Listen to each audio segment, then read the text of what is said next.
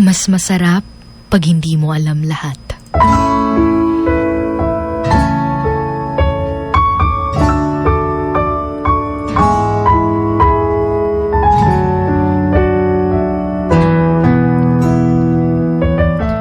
Sabi nga nila, what you don't know won't hurt you.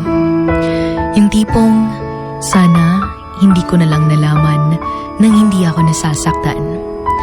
Sometimes, we just need to choose to be silent para hindi ka masaktan, para hindi ka ma-stress. Kasi minsan, pag mas inaalam mo, mas lalo ka lang nasasaktan.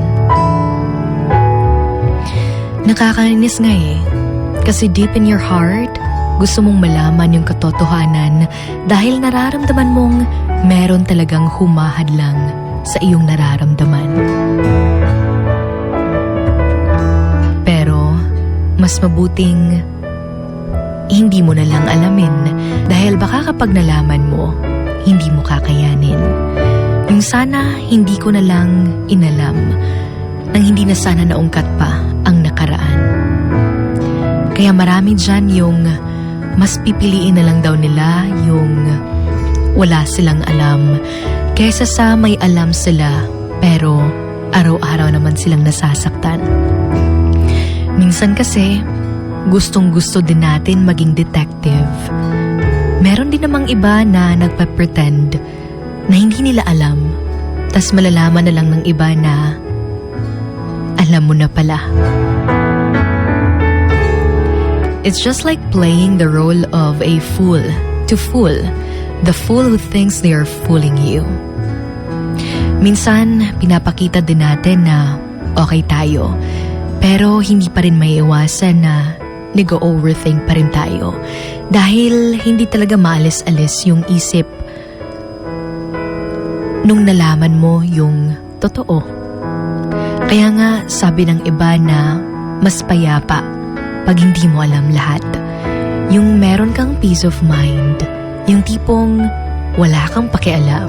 Dahil maraming nagbago simula nung nalaman mo. Yung feeling na sana hindi ko na lang hinalungkat yung phone niya para hindi ko nakita na may iba na pala. Yung feeling na sana hindi ko na lang siya kinulit at tinatanong if mahal pa ba ako dahil nasasaktan lang ako lalo sa sagot niya. Yung tipong, the less I know, the better. Gawin mo para sa sarili mo.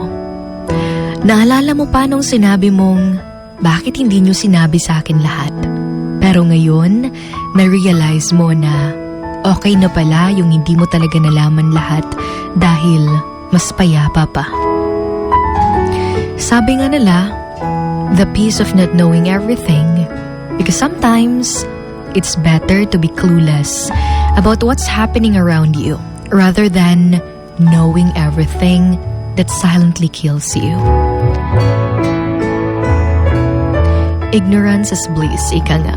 When the truth is too much to bear, but the truth will set you free for those with shoulders strong enough to carry it.